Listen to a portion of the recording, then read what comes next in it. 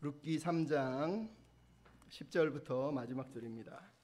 구약성경 룻기 3장 10절부터 마지막 절, 제가 가진 성경은 405쪽에 있습니다. 옆 사람한테 인사합시다. 행복하십시오. 오늘은 사랑으로 길을 내다 두 번째 시간, 예수의 길로 나아가다. 잠깐 기도하겠습니다. 사랑하는 주님, 오늘도 우리가 주의 말씀을 묵상할 때 우리에게 은혜를 부으사 아버지의 마음을 알게 하시고 주님이 기대하는 삶을 살게 해 주시옵소서. 연약한 모습은 감추시고 홀로 영광을 받아 주시옵소서. 부탁하며 예수님의 이름으로 기도하옵나이다. 아멘. 오늘이 가정의 달 또 마지막 주일입니다.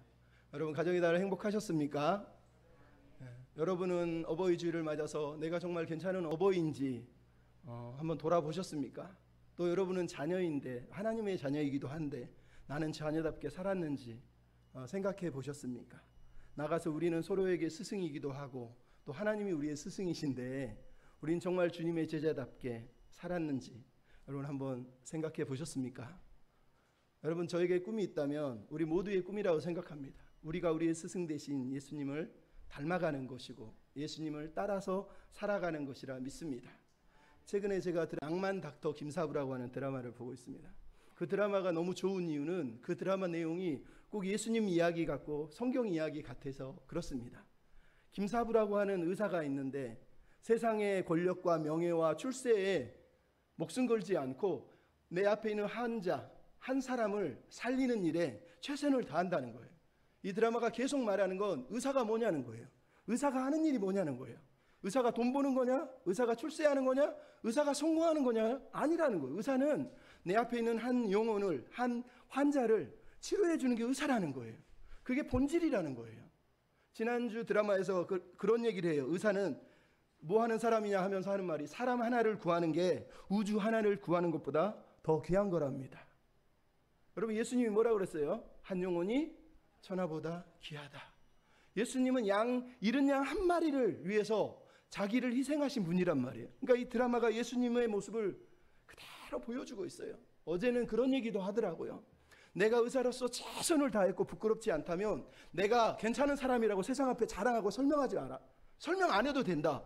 사람들이 꼭 네가 최선을 다했는지 알 필요가 뭐 있느냐. 네가 너에게 최선을 다했고 의사로서 부족한 게 없고 의사의 본분을 다 지켰다면 그걸로 만족하면 되는 거다. 의사는 그렇게 사는 거다. 의미 있는 삶은 결코 사라지는 게 아니니까 떳떳하게 당당하게 그냥 오늘을 살아내면 되는 거다. 이런 얘기를 하더라고요. 여러분은 그렇게 살고 있습니까? 세상 앞에 나 괜찮은 사람인데 나 좀 알아달라고. 여러분, 저는 이 드라마를 보면서 지난주에 특히 은혜를 받았던 게 제자들이 그런 얘기를 해요. 내가 저 스승을 안 만났다면 내 인생은 어떻게 됐을까? 내가 저분을 만나서 우리의 인생이 바뀌었다는 거예요. 그러면서 그런 말을 합니다. 나도 누군가에게 그런 스승과 같은 존재가 될 수 있을까? 참 은혜를 많이 받았습니다. 사실 이게 우리에게 예수님이, 하나님이 말씀하시는 내용 아닙니까? 우리에게는 예수님이라고 하는 스승이 계신데 나도 저분처럼 살 수는 없을까? 나도 저분을 닮아갈 수는 없을까? 우리가 이런 마음으로 살아야 되지 않겠습니까? 목사가 뭐 하는 겁니까? 돈 벌고 교회 큰 거 세우고 좋은 차 타고 막 사람들 앞에 우러러 존경받는 사람입니까? 의사가 사람을 살리는 것처럼 목사도 영혼의 의사로서 사람을 살리는 거, 말씀을 전하고 영혼을 살려내는 거, 그거밖에 없는 거예요. 이 땅의 의사들이라고 하는 사람들조차, 이 땅의 영혼의 의사라고 하는 목사들조차 본질을 잊어버렸다는 거예요. 그래서 드라마 제목이 낭만 닥터예요. 왜 낭만이라고 썼느냐? 이제 낭만이라고 하는 것은 이 땅에 없다는 거예요. 사람들이 출세하고 돈 벌고 영광 누리기에 살지 옛날처럼 이상적이고 낭만이라고 말하는 거, 순수한 그 낭만을 가지고 살지 않는다는 거예요. 그래서 제가 그 드라마를 보면서 우리에게도 낭만이 필요한데, 우리의 낭만 닥터 예수님이 계신데 왜 우리는 예수님을 닮아서 살아가려 하지 않을까? 말은 예수 그러는데 정작 여러분의 모습 속에 예수님을 닮아 살고 있습니까?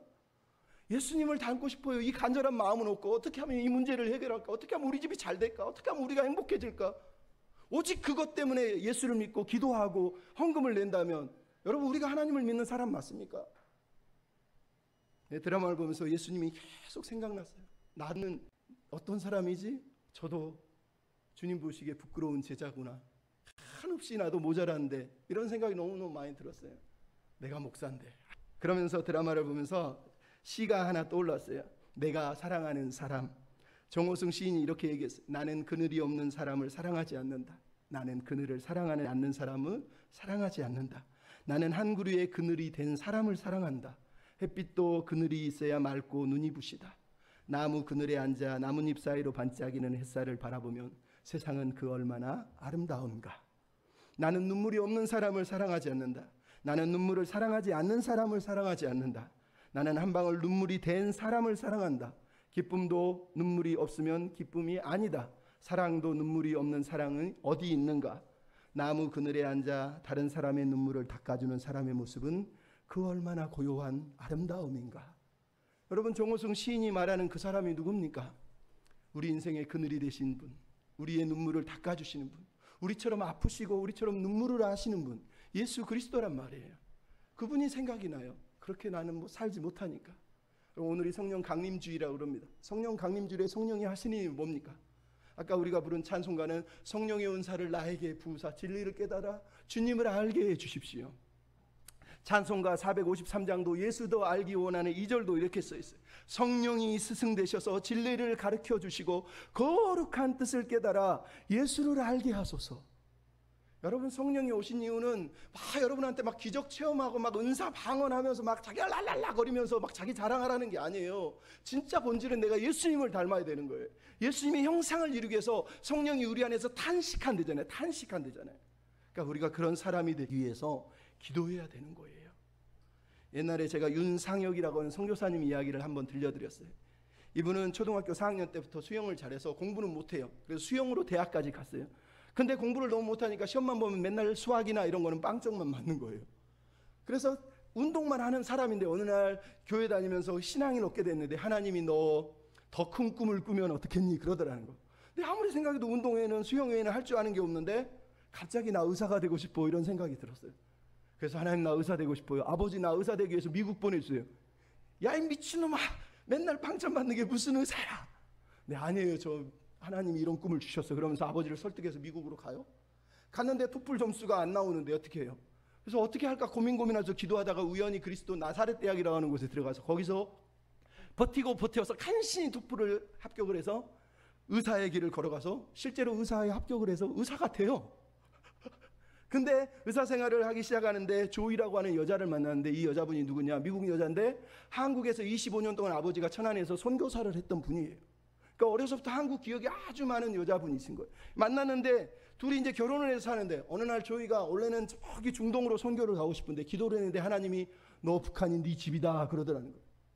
어려서부터 아버지를 따라서 어려운 사람을 도우면서 북한의 특히 어려운 사람들을 늘 생각했는데 하나님이 그 마음을 주신 거예요. 그래서 남편한테 여보 하나님이 북한으로 가라는데 어떻게 할 거야? 그랬더니 이 남자가 당연히 따라가야지 하나님이 싫으면 그러면서 북한으로 가기로 결정을 해요. 그래서 북한으로 가겠다고 이제 아버지한테 얘기하니까 이번에 또 아버지가 성질이라고 이 미친놈아 어떻게 북한으로 가니? 그러면서 교회도 안 다니는 사람이 교회에 처음으로 가가지고 기도하면서 하나님 아버지 저 아이 북한 가지 말게 해주십시오 이렇게 기도를 하더라는 거예요. 교회도 안 다닌 사람이 하나님을 알아가지고 그러더니 결국은 북한으로 가니까 아버지가 나도 너 따라가서 조금이라도 도와주고 싶어 그러면서 북한 가가지고 신발 공장 만드는 곳에서 북한 사람을 도와줘요. 그리고 이 사람은 2007년에 북한에 들어가서 나선 지구에서 평양 하나라고 하는 선교단체를 세우고 북한 최초로 평양대학에서 한국인인데 한국인 의사가 되는 거예요. 우리는 북한 그럼 뭐 뿔 달리고 빨갱이 뭐 이러면서 난리치지만 실제로 북한에 하나님을 믿는 사람도 있고 또 하나님을 믿는 사람을 보면서 하나님을 경외하더라는 거예요. 이 사람은 매일 미국에서처럼 거기서도 매일마다 예배드리고 매일마다 하나님을 찬양하고 나 예수 믿는 사람이라고 떳떳하게 다니는 거예요. 처음엔 사람들이 막 이상해한 거예요. 그러다가 당신이 믿는 하나님이 뭐요? 그랬더니 하나님은 세상 사람을 사랑하셔서 그들을 섬기라고 우리를 보내셔 모두가 하나님을 예배하라고 보내신 거예요. 그러니까 북한 관리조차도 아이고 그런 하나님이면 우리도 오케이입니다 그러면서 고발도 하지 않고 선교를 하게 하더니 의사로서 거기서 몇여 년을 살면서 선교를 하게 되는 거예요. 근데 여러분 북한에서 사역이 쉽습니까? 얼마나 힘이 들었겠어요. 아내랑 애들을 데리고 갔어요. 추워가지고 겨울에도 막 두꺼운 외투를 몇 겹을 껴입고 자도 벌벌 떨면서 잤다는 거예요. 밥을 하려면요 북한 쌀이 얼마나 나쁜지 돌을 다 걸러내고 밥을 해야 돼서 밥하는 데만 1시간이 걸린다는 거예요. 애들이 학교에 보내야 되는데 그거 보낼 수가 없잖아요. 그러니까 집에서 애들을 키우고 관리를 해야 돼요. 뿐만 아니라 애들이 얼마나 힘들겠어요. 외롭고 쓸쓸하고 그러면서 그 시간을 보냈다고 얘기를 해요. 그럼에도 불구하고 이 부모가 이 아이들을 데리고 가서 힘들 때마다 밖에 나가서 부모가 돕는, 장애인을, 고아원을 돕는 사역을 보여주니까 아이들이 거기서부터 뭔가 신기한 은혜를 경험하면서 나중에 큰딸 사라가 커서 미국에 가서 고아원 유아사역 비슷한 걸 공부를 하게 되는데, 나는 북한에서의 생활을 단 한 번도 후회한 적이 없어요. 그 시간들이 너무너무 감사했어요. 내가 나중에 잘 돼서 나도 북한 사람을 돕고 싶어요 이러면서 선교의 꿈을 꾸더라는 거예요. 근데 그 선교사님의 아내분이 거기서 사역하는 동안에 사실은 너무 힘들었대요. 전기도 촛불도 없어서 밤에는 무조건 불 끄고 자야 되고 뭐 더 이상 뭐 할 수 있는 게 아무것도 없잖아요. 근데 이분은 원래 선교의 꿈을 꾸고 북한으로 가라고 그랬잖아요. 근데 북한에 가서 사역을 하려니 뭐 어떻게 해요? 맨날 집으로 아이들이 있지, 아이들 가르쳐야 되지, 또 병자들 오면 돌봐줘야 되지. 그러니까 남편처럼 막 대대적인 사역을 못하는 거예요. 그게 너무너무 아팠다는 거예요. 근데 남편에게도 이 여인에게도 찾아와서 북한 사람들이 그러더라는 거예요. 당신 왜 북한까지 와서 이러는 거예요? 당신들 뭐 때문에 북한까지 와서 이러고 있는 거예요? 그랬더니 남편도 이 여자분도 그랬다는 거예요. 주님의 사랑 때문에, 주님이 고난에 동참하기 위하여서 살라고 주님이 가르쳤기 때문에 라고 얘기하면서 거기서 그 사역을 해냈다는 거예요. 처음에는 이 남편 선교사님도 막 돈이 있어야, 재정이 있어야 선교를 하지 그러면서 막 여기 손 벌리러 다녔는데 나중에 깨달았대요. 선교는 돈으로 하는 게 아니라 내가 주님을 사랑해야 된다는 거, 내가 영혼을 사랑해야 된다는 거. 그래서 그때부터 도와주세요를 하지 않고 영혼을 사랑하는 데 집중을 했다는 거예요. 그랬더니 북한 사람들이, 그 우리가 볼 때 악랄할 것 같은 사람들이 와서 막 겸손해주고 사랑으로 섬겨주고 명절만 되면 찾아와서 음식 가져다 주고 이렇게 섬겨주더라는 거예요. 근데 가장 중요한 건 아내분 뒷날에 선교사님이었어요. 너무 힘들었다는 거예요. 선교를 하고 싶은데 어느 날 신장암 3기 걸려가지고 북한에서는 치료를 못해요. 큰일 난 거예요. 근데 한국 가가지고 우연히 은혜로 또 치료를 다 받고 북한에 왔어요. 그럼에도 불구하고 선교를, 사역을 사실은 실제적으로 할 수가 없었다는 거예요. 그러니까 여러분, 자기 인생을 보십시오. 나의 꿈도 있고 비전도 있는데 아무것도 못하는 여자들 얼마나 힘들어합니까? 이분도 그런 상황이었다는 거예요. 근데 어느 날 기도하면서 이분이 깨달은 게 있어요. 그거를 시로 적었어요. 주님, 저는 왜 이곳에 있습니까? 주님, 저는 왜 이곳에 있습니까? 제가 속하지도 않은 이 땅, 낯선 말과 낯선 풍경이 가득한 이국 땅에 세상과 단절된 채로 나는 홀로 왜 여기에 있습니까? 그러나 주님, 당신은 이곳에 계십니다. 당신이 저를 부르셨습니다. 비록 제가 어떤 일에도 재능이 없고 최고의 일꾼이 아닐지라도 주님, 당신을 위해서 제가 이곳에 있습니다. 어쩌면 당신에게는 제가 필요하지 않을지 모릅니다. 어쩌면 당신은 저를 사용하지 않을지도 모릅니다. 그러나 주님, 더욱 사랑하게 해 주십시오. 당신의 사랑으로 채워 주십시오. 그래서 당신의 사랑이 이곳에 흘러가도록 해 주십시오. 저는 왜 이곳에 있습니까? 사역이나 명예를 위해서가 아닙니다. 합당하거나 재능이 있어서가 아닙니다. 목적과 성공과 성취를 위한 것도 아닙니다. 주님, 당신을 위하여 이곳에 있습니다. 오직 당신 한 분만을 위하여. 그렇게 시를 썼다는 거예요. 여러분, 이 두 부부가 북한에서, 이 두 부부가 의사로서 고아와 장애인들, 자폐아를 섬기면서 10여 년 동안을 극진히 섬기며 사역을 했다는 거예요. 왜요? 예수님의 사랑 때문에. 예수님의 사랑의 마음을 알아서 그들도 사랑으로 길을 내서 예수님의 길을 따라가려고. 그래서 이분들이 쓴 책 제목이 사랑으로 길을 내다예요. 여러분, 우리도 마찬가지. 예수님을 믿는 사람은 사랑으로 길을 내는 사람이에요. 예수님의 길을 따라갈 때만 그 길이 가능한 겁니다. 여러분, 사랑이 뭡니까? 오늘 성경 특히 우리가 읽은 본문은 3장은 사랑에 대해서 얘기를 합니다. 우리는 사랑을 한 4가지 정도로 표현할 수 있습니다. 첫 번째는 기부자의 사랑이 있어요. 기부자가 뭐예요? 돈만 툭 던져주는 거예요. 두 번째는 나오미처럼 곁에 서주는 사랑이에요. 곁에 서서 아파하고 공감하는 사랑이 있어요. 세 번째는 구속자의 사랑이에요. 구속자는 자기가 위에 있으면서 밑으로 필요한 걸 던져주는 사랑입니다. 하지만 구속자가 변하면 무슨 사랑이 되느냐? 성육신의 사랑이 됩니다. 구속자의 성육신 사랑은 자기가 실제로 위에만 있지 않고 아래로 내려와서 인생 안으로 들어가서 루처럼 그들의 인생 가운데 같이 살면서 그들을 보듬어주는 사랑, 그게 구속자의 사랑이에요. 오늘 본문 우리가 읽은 이 3장은 이 사랑 중에 3가지 사랑을 들려주고 있습니다. 나오미도 룻도 보아스도 사랑의 길을 내면서 우리에게 사랑의 길로 나아가라고, 우리도 예수님처럼 살 수 있다고 초대를 하고 있어요. 우리가 지난주에 봤지만 나오미는 룻 곁에 있어주는 사랑이에요. 룻이 먼저 나오미 옆에 있었지만 그동안은 슬픔에, 자기 아픔에, 고통에 쌓여있던 사람이 드디어 알을 깨고 자기 옆에 있는 사람의 아픔에 공감하고 룻의 외로움에 공감하고 그 곁에서 생각하면서 어떻게 하면 이 아이를 행복하게 해줄까라고 하는 며느리를 향한 공감이 회복됐다는 걸 지난주 우리가 살펴봤어요. 룻은 어떻습니까? 처음부터 곁에 있어주는 사랑이었을 뿐만 아니라 이제는 안으로 들어와서 나오미 인생 가운데 쑥 들어와서 자기만 행복하지 않고 자기만 만족한 것이 아니라 어머니의 행복과 어머니의 가문의 행복을 위해서 희생하는 사랑, 그런 사랑을 룻이 보여줬단 말이에요. 룻은 말 그대로 안으로 쑥 들어온 사랑이에요. 그 룻이 어머니의 명령만 받고 끝난 게 아니라 그 명령 플러스 자기가 어머니를 위해서, 자기 행복이 아니라 어머니를 위해서 희생하면서 어머니를 위해서 이 어머니를 어떻게 섬길까 하는 고민으로 보아스를 붙잡고 하나님의 구속 언약에 입각해서 우리 가정을, 나오미를, 어머니를, 시어머니의 가문을 살려주십시오 이러면서 보아스에게 청혼을 했단 말이에요. 즉 룻은 자기 행복이 아니라 어머니 행복을 위해서 자기가 스스로 흙탕물을 뒤집어 쓰고 스스로 모든 짐을 껴안은 거예요. 그러면서 어머니를 섬길 마음을 가졌던 게 바로 룻의 사랑이었단 말이에요. 이 룻의 호소와 이 나오미의 계획에 보아스가 어떻게 반응을 했습니까? 우리 같으면 이랬을까요? 결혼도 아니고 세상에 네 시어머니의 가문까지 내가 돈을 줘서 다 해줘야 된다고? 그렇게 엄청난 것을, 이거 너무 과한 거 아니야? 내가 왜 손해보면서 그렇게 해야 되지? 나 그동안도 할 만큼 다 했잖아. 매일 보리 20kg씩 줬잖아. 여러분 이렇게 말하지 않겠어요? 당연히 그렇죠. 자기는 할 만큼 다 했는데. 근데 여러분 헤세드 사랑은 뭐라고 그랬습니까? 의무 이상의 사랑을 하는 거예요. 내가 해야 될 만큼의 사랑, 그 이상을 하는 것이 헤세드의 사랑이라는 거예요. 오늘 보아스는 이 나오미와 룻의 간청을 듣고 특히 룻의 이 헤세드 사랑에 감동을 해서 내가 너를 위해서, 나오미를 위해서 고엘의 길로, 예수님의 길, 고엘의 길로 내가 걸어갈 거야 라고 다짐을 하고 룻에게 지금 약속을 하는 장면이 오늘 본문에 나오고 있단 말이에요. 여러분 예수님을 따라가는 사랑, 헤세드 사랑은 그냥 위에서 필요한 거 툭 던져주고 끝나는 사랑이 아니에요. 위에서 아래로 내려오는 거, 위에서 안으로 들어오는 사랑이라는 거예요. 헨리 나우니라는 사람이 이런 얘기를 합니다. 헤세드 사랑은 특권층의 자리에서 특권층을 누리지 못하는 사람 쪽으로 몸을 구부리는 게 아니다. 그것은 높은 자리에서 아래에 있는 가난한 이들에게 손을 뻗어주는 게 아니다. 그것은 위쪽으로 올라가지 못한 이들에게 긍휼의 제스처를 행하는 게 아니다. 헤세드 사랑은 지독한 고통에 신음하는 사람들의 장소들로 직접 가서 그 사람들의 집에 같이 사는 것이다. 여러분 이렇게 표현을 하고 있어요. 여러분 이게 오늘 룻이 했던 사랑이고 이제 보아스가 하려는 헤세드 사랑이라는 거예요.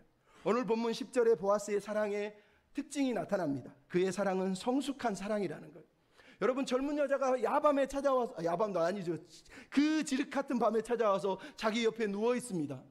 근데 첫 마디가 뭐라고요? 내 딸아 여호와께서 내게 복 주시길 원하노라. 여러분 우리 시대의 늙은 남자들은 젊은 여자가 오면 아이고 호박제 걸로 왔네 이러지 않겠어요? 근데 이분은 뭐라고요? 내 딸아 여호와께서 너에게 복을 주셨으면 좋겠다는 거예요. 여러분 이 말을 언제 했습니까? 룻기 2장 8절에 보아스가 룻을 처음 만났을 때 제일 먼저 했던 말이 내 딸아, 내 딸아. 여러분 보아스는 여전히 변하지 않았어요. 자기의 성품이 처음 그 마음이 그대로 남아있다는 걸 알 수 있어요. 또 뭐라고요? 복 주시기를 원하노라. 이것도 룻기 2장 12절 13절에 보아스가 룻을 만나자마자 여호와께서 너에게 복 주셨으면 좋겠어 했던 말을 또 하고 있다라는 걸 우리가 보게 된다는 거예요. 즉 보아스는 성숙한 사람이에요. 막 자기 감정에 막 기쁘고 들레고 막 이런 사람이 아니라 이 상황을 성숙한 인격으로 받아줄 수 있는 사람이었다는 거예요. 너무 당황스럽고 너무 난감하지만 성숙한 마음으로 이 룻의 입장을 이해하고 있는 사람이라는 거예요. 나오미가 보아스의 그 인격을 알았기 때문에 룻을 보낸 거예요.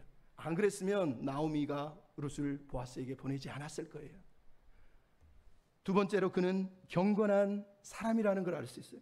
여러분 오늘 보면 10절에 뭐라고요? 네가 가난하건 부하건 젊은 자를 따르지 않고 네가 베푼 은혜가 처음 인애보다 나중이 더 좋도다. 10절에 얘기하고 있어요.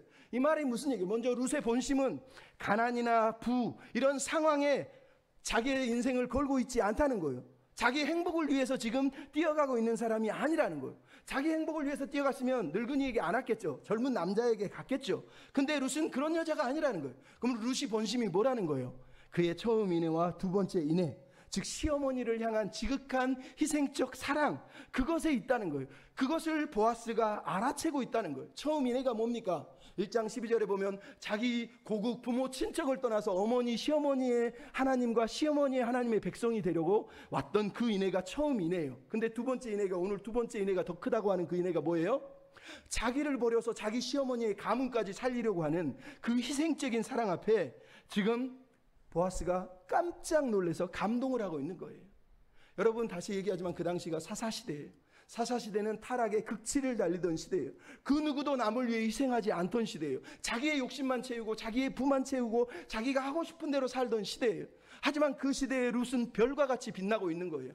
자기를 내려놓고 어머니 시어머니를 위해서 자기 인생을 내어 던지고 흙탕물을 뒤집어식으로 결정을 했다는 걸 보아스가 지금 발견하고 있다는 거예요. 그가 얼마나 경건합니까? 첫 마디가 복 주시기를 원하다 그랬는데 마지막 마디 13절은 뭐라고요? 여호와께서 살아계심을 두고 맹세한다는 거예요. 지금 보아스는 이 모든 상황을 인간적인 생각으로, 인간적인 감정으로 판단하고 있는 게 아니라 하나님이 살아계시다는 거예요. 살아계신 하나님이 이 삶의 중심에 있다고 믿는 거예요. 모든 상황의 중앙에 하나님이 섭리하고 있다고 믿는 사람이라는 걸 오늘 우리가 보게 되는 거예요. 이게 귀한 거예요. 여러분, 진짜 햇세대의 사랑, 진짜 예수님을 닮아가는 사랑은 그래서 질서가 잡혀있는 사랑이라 그래요. 질서가 잡혀있는 사랑이 뭡니까? C.S. 루이스가 이런 얘기를 합니다.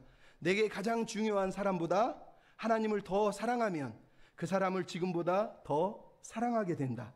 그러나 하나님을 제쳐두고 그분 대신 그 사람을 더 사랑하면 결국 그 사람은 전혀 사랑하지 못하게 된다. 그러므로 가장 중요한 것은 하나님의 사랑을 첫 번째 자리에 두고 그 다음을 두 번째에 두면 두 번째 사랑도 더욱 커진다. 이렇게 얘기했어요. 여러분, 이게 사랑의 질서예요. 여러분, 질서 잡힌 사랑, 성숙한 사랑은 이렇게 하는 거예요. 내가 하나님을 더 사랑하면 돼요. 내가 저 사람을 사랑하지 못하는 건 내가 하나님을 그만큼 더 사랑하지 못하는 거지, 저 사람이 너무 못나고 너무 미워서 그건 인간적인 핑계라는 거예요. 내가 하나님을 더 사랑해야 돼. 내가 무너질 때마다 하나님을 더 사랑하게 해달라고 기도를 하면 하나님 사랑이 이웃을 향한 사랑으로 번져간단 말이에요. 그러면서 오늘 본문 11절에 뭐라고 그럽니까? 보아스가 룻을 향해서 너는 현숙한 여자인 줄을 내 백성이, 나의 성읍 백성이 다 안다는 거예요. 여러분, 보아스가 보고 있는 건 룻이 얼마나 예쁜지, 나이가 몇 살인지 이런 걸 보고 있는 게 아니에요. 사람들이 룻을 향해서 룻의 모습 속에 드러나고 있는 어떤 하나님의 성품, 룻이 살아낸 삶 속에서 50일 동안, 이 추수기간 동안 사람들이 보았던 룻, 그리고 자기가 보았던 룻의 모습이에요. 그 모습이 어땠다고요? 현숙하다는 거예요. 현숙하다는 거예요. 현숙한 여인이었다는 거예요. 룻의 긍휼함, 룻의 성실함, 룻의 겸손함, 룻의 희생적인 사랑, 여호와를 향한 신앙까지 하나도 하나님 보시기에 부끄럽지 않은 여인이라는 것을 보아스가 지금 보고 있다는 거예요. 여러분, 이게 보아스예요. 보아스가 보는 건 외모가 아니라 신앙이고 그가 보여준 삶의 인격이었다고 오늘 성경이 우리한테 들려주고 있는 거예요. 여러분, 현숙한 여인이 어디에 나온다고 제가 저번에 얘기했습니까? 잠언 31장에 나와요.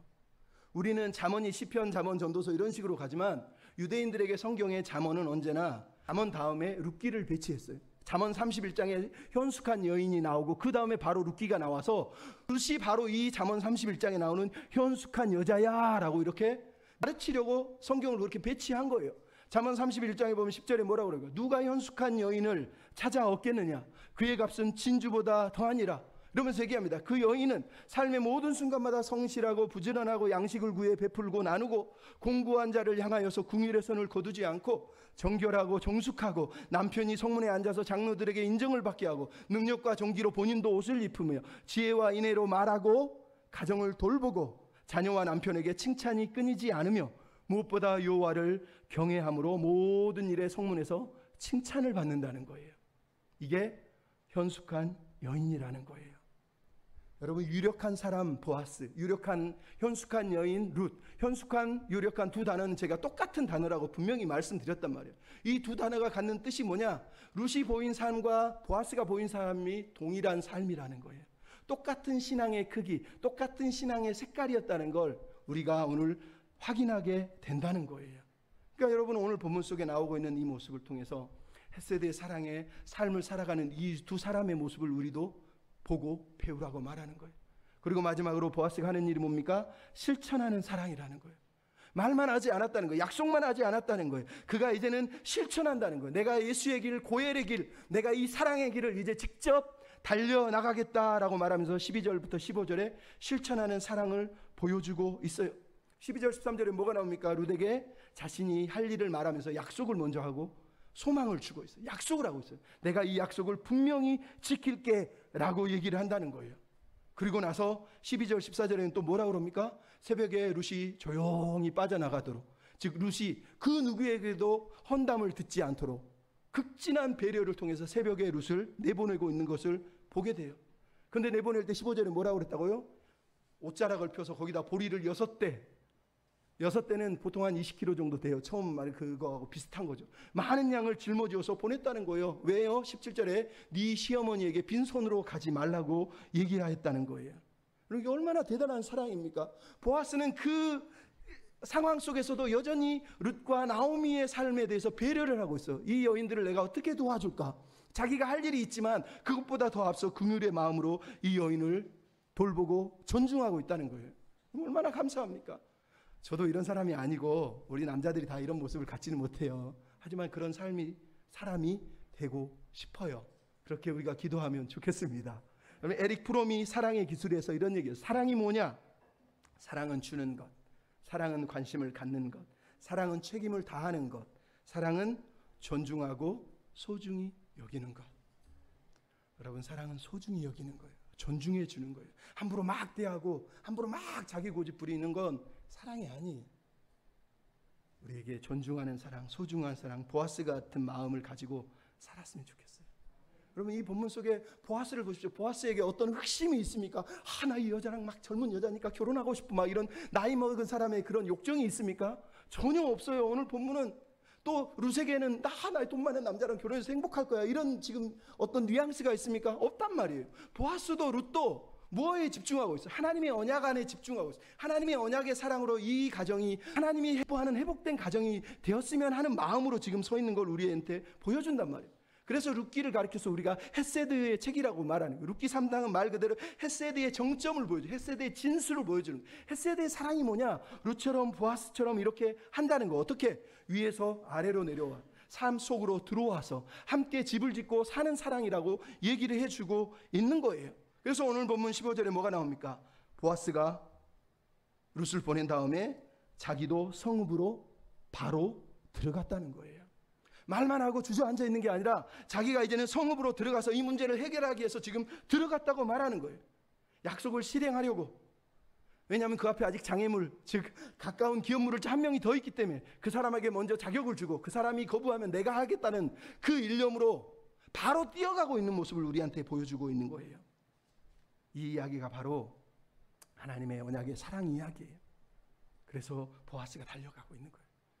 그럼 저는 어렸을 때 아니면 주일학교 선생으로 지내면서 우리는 많은 찬양을 불렀어요. 여러분, 그 중에 제가 제일 좋아하는 찬양 중에 하나가 예수님처럼이에요. 예수님처럼 예쁜 마음을 가질 수는 없을까? 예수님처럼 넓은 사랑을 줄 수는 없을까? 말로만 하면 소용없어요. 행함으로 하세요. 나의 모습이 예수님 볼 때 가장 아름다워요. 우리 어려서부터 이 노래를 배웠는데 아직도 예수님처럼 못 살고 있어요. 여러분도 그렇게 살면 안 돼요. 우리 예수님처럼 살아야 돼요. 말로만 하면 소용없어요. 행함으로 해야 돼요. 오늘 본문의 보아스를 보십시오. 이 일을 행하기 위해서 새벽부터 달려가고 있는 모습을 우리가 오늘 본문에 보고 있단 말이에요. 이런 보아스 때문에 룻과 나오미가 얼마나 위로를 받습니까? 16절 17절에 특별히 17절에 나오미에게 빈손으로 가지 말라고 보아스가 그랬다고 룻이 전달하는 이 말을 들어보십시오. 나오미는 처음 베들레헴에 왔을 때 텅 빈 인생, 빈손으로 아무것도 없는 채 왔는데 보아스는 하나님의 섭리 안에서 당신의 인생은 빈손이 아니야, 텅 빈 인생이 아니야, 하나님이 당신의 인생을 채워주시고 있어, 아니 하나님이 당신의 인생의 기쁨이고 보물이야, 이러면서 지금 보아스가 나오미를 위로하고 있는 내용을 오늘 본문이 우리한테 들려주고 있는 거예요. 얼마나 놀랍습니까? 얼마나 놀랍습니까?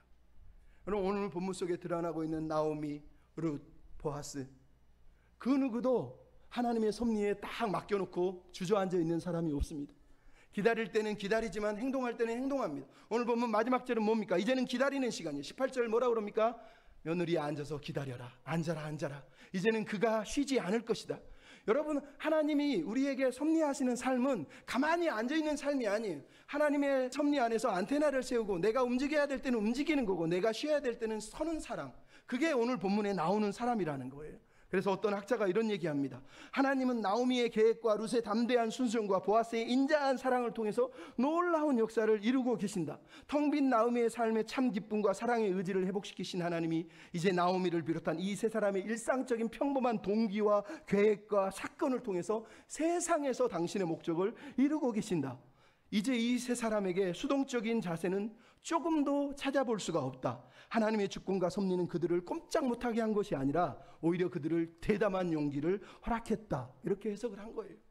여러분, 하나님의 섭리 안에 사는 건 하나님 다 알아서 하세요, 이게 아니에요. 기다릴 때는 기다리지만 행해야 될 때는 또 기도하면서 행하고, 또 기다리라 그러면 또 기다리고, 이게 신앙이에요. 성경이 뭐라고 그래요? 그래서 구하고 찾고 두드리는 거예요. 구하고 찾고 두드리는 거예요. 나오미도 그랬고 룻도 그랬고 오늘 보아스도 그래요. 구하고 있고 찾고 있고 두드리고 있어. 어떤 것을? 하나님의 사랑의 길을, 하나님의 사랑의 길로 나아가기 위한 길을 찾고 구하고 두드리고 있는 사람이라는 걸 오늘 본문이 우리한테 들려주는 거예요. 그래서 여러분, 말씀드리는 거, 오늘 본문에 나오는 모든, 특히 룻과 보아스는 예수님의 모형이에요. 예수님처럼 살아낸 사람이란 말이에요. 왜요? 여러분, 보아스는 쉬지 않을 거예요. 이 일을 성취하기까지 멈추지 않을 거예요. 18절에 그런 얘기하잖아요. 우리 하나님도 그러셨어요. 우리를 구원하기 위해서, 우리를 살리기 위해서 하나님은 한 번도 쉬신 적이 없어요. 이사야 62장 1절에 뭐라고 그럴까? 나는 시온의 의가 빛같이 예루살렘의 구원이 햇불같이 나타나도록 시온을 위하여 잠잠하지 않을 것이고 예루살렘을 위하여서 쉬지 않을 것이다. 하나님이 쉬지 않으셨기 때문에 우리에게 예수 그리스도라고 하는 자기 아들을 허락하시고, 아들을 허락하셔서 우리가 그를 믿고 하나님의 백성으로 살도록 은혜를 부으신 거란 말이에요. 여러분, 지금 보아스는 나는 고엘이 될 거야 결성을 했어요. 근데 그 고엘이 누굽니까? 지난주에도 얘기했지만 예수님이란 말이에요. 예수님이 누구십니까? 하나님 하늘 보좌 우편에서 권세와 명예를 누리고 사셔도 되는데 그 보좌를 내려놓고 하늘 위에서 아래로 내려오셔서 자기의 모든 것까지 다 버리고 성육신 하셔서 우리 안으로, 우리 인생 가운데 쑥 들어오셔서 우리와 함께 아파하고 슬퍼하고 고통당하시면서 함께 애통해 하시면서 우리를 붙들고 막 심폐소생술을 하면서 널 내가 살릴 거야 그러면서 우리를 살려내시려고 저 십자가로 자기 인생 전부를 걸고 그렇게 올라가신 것 아니십니까? 그분이 바로 예수님이에요. 보아스의 이야기는, 룻의 이야기는, 나오미의 이야기는 우리에게 헤세드의 사랑으로 초대하는 이야기. 나오미가 룻이 보아스가 냈던 그 사랑의 길로 나아가기 위한 열정, 찾고 두드린 그 삶을 우리도 살라는 거예요. 오늘 본문의 나오미를 보십시오. 자기 연민의 슬픔의 알을 깨고 며느리를 향한 사랑으로 길을 찾고 있어요. 룻은 자기의 행복이 아니라 어머니의 행복을 위하여서 어머니의 사랑을 위한 길을 찾고 있어요. 보아스는 룻의 인애에 감탄해서 이제 이 두 사람을 위한 사랑의 길을 지금 내고 있단 말이에요. 그렇게 룻도 보아스도 나오미도 모두 서로를 향해서 사랑의 길을 내면서 예수님의 길, 고엘의 길을 향해서 나아가고 있단 말이에요. 그럼 이게 성경이 우리한테 들려주는 거예요. 자기 욕심과 자기 행복과 자기 명예를 위해 내는 길은 다 실패할 거예요. 하지만 헤세드의 사랑으로 섬기기 위해서, 낮아지기 위해서, 손해보더라도 다른 일을 섬기기 위해서 내는 길은 실패하지 않을 거예요. 우리는 사랑으로 낸 길을 따라 걷는 자가 돼야 돼요. 사랑으로 낸 길을 따라 예수님의 길을 걸어가는 사람들은 절대 실패하지 않을 거예요. 우린 그런 삶을 살아야 되는 줄로 믿습니다. 한 분 이야기만 들려주겠습니다. 미국에 KT라고 하는 여자가 있었습니다. 테네시주 내슈빌이라고 하는 곳에 부유한 집안에 부잣딸로 태어나서 아주 행복하게 스포츠카까지 타면서 대관 학생회 회장까지 지낼 때도 머리도 똑똑했던 아가씨였어요. 하나님도 잘 믿었어요. 행복하게 살았어요. 근데 고등학교 12학년, 우리식으로 고등학교 3학년이 되던 어느 날 교회에서 우간다로 3주 동안 선교를 가자고 그래서 따라갔어요. 따라가서 선교를 하는데 우간다의 고아원을 방문했는데 고아원뿐만 아니라 우간다에 있는 막 아이들이, 흑인 아이들이 막 눈은 막 별처럼 초롱초롱한데 가난에 굶주림에 막 병들고 죽어가는 모습을 보면서 이 아이가 너무너무 마음이 아팠어요. 그래서 고향으로 다시 돌아오면서 내가 다시 이곳에 선교를 하러 와야 되겠다. 그러면서 고등학교를 졸업하자마자 대학교를 들어가자마자 부모를 졸라가지고 저 우간다에 가서 선교하고 싶어요. 1년만 살게 해주세요. 부모가 난리가 난 거예요. 네가 뭐가 모자라서 저런 가난한 사람들한테 가겠다는 거. 아니요, 1년만. 설득을 했어요. 그리고 우간다로 선교 여행을 떠나서 1년 동안 우간다의 고아들과 가난한 사람들을 섬기게 돼요. 그렇게 열심히 섬기는데 어느 날 5달밖에 안 된 고아인 스코비아라는 여자가 자기를 뚫어지게 쳐다보면서 그랬어요. 엄마라고 불러도 돼요? 케이티가 얼마나 충격을 받았는지 모르는데, 근데 그 순간 그래, 엄마가 돼줄게 그랬다는 거예요. 그리고 나서 그때부터 케이티는 그 고아의 엄마가 될 뿐만 아니라 우간다에 있는 13명의 아이들을 입양해서 결혼도 안 한 여자가, 시집도 안 간 여자가 13명의 아이의 엄마가 돼서 미국으로 돌아가지 않고 아예 거기서 살면서 우간다에 있는 가난한 사람, 고아들, 어려운 사람, 막 질병 가운데 신음하는 사람들을 돌보면서 지금까지 사역을 하고 살고 있어요. 이 여인이 가끔 모금이 필요해서 고향으로 오고 미국으로 와서 좀 도와달라고 이렇게 모금을 하고 돌아가는데, 미국만 가면 마음이 너무 힘들다는 거예요. 왜? 미국에 가면 너무너무 많은 게 준비되어 있어서 하나님을 찾을 이유도, 하나님을 구할 이유도 없다는 거예요. 자기 영혼이 병들어 죽어가더라는 거예요. 근데 우간다에 있으면 가진 건 없고 가난하고 늘 아픈 사람만 있지만 예수님의 마음이 느껴지고 하나님이 동행하시는 게 느껴서 너무너무 행복하다는 거예요. 그래서 예수님을 믿는 사람의 기쁨은 제 물질의 환경에 있는 게 아니라 예수님을 사랑하는 마음이 있다는 걸 깨달은 거예요. 그러면서 지금도 이 사역을 하고 있는 거예요. 여러분, 이게 보아스의 마음이고 이게 예수님의 마음이에요. 부잣집으로 영광과 존귀와 명예를 누리며 살아도 되는데 그 높은 곳에서 내려와서 그 가난한 인생 가운데 쑥 들어와서 함께 살면서 고엘의 길을, 사랑의 길을 걸어가고 있는 사람이 보아스고 루시고 케이티고 그리고 우리 예수님이세요. 여러분, 그분이 이런 얘기를 했습니다. 이것만 잠깐 들려줄게요. 오늘 당신의 이야기가 너무 암울한가?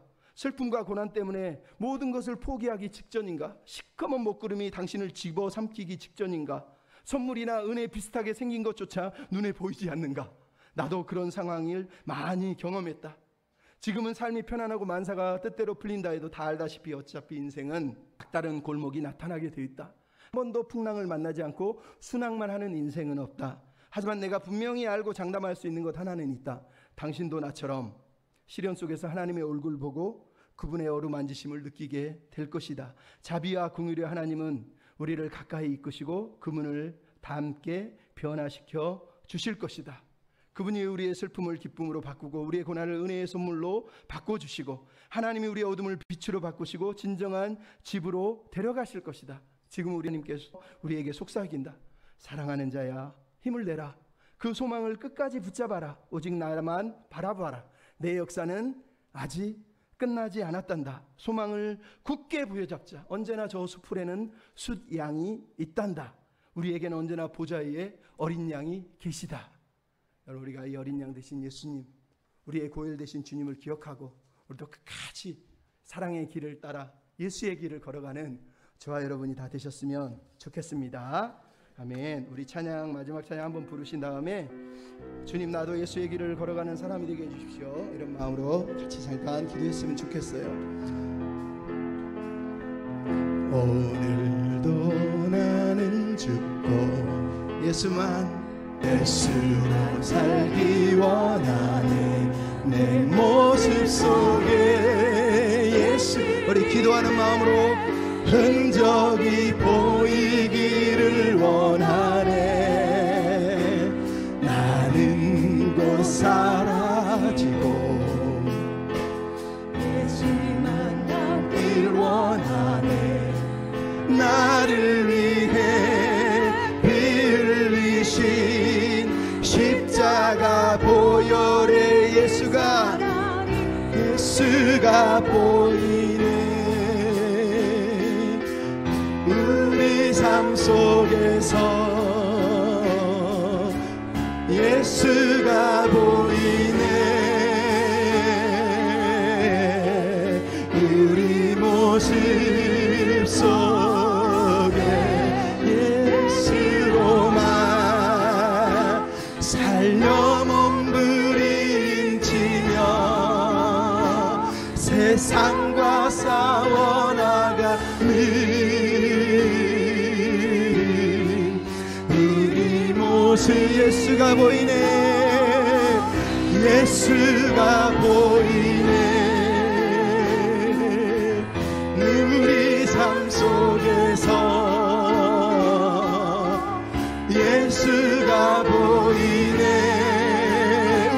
속에 우리 모습 속에 예수로만 살려 몸부림치며 세상과 싸워나가니 우리 모습 다시 한번 예수가 보이네 예수가 보이네 우리 삶 속에서 예수가 보이네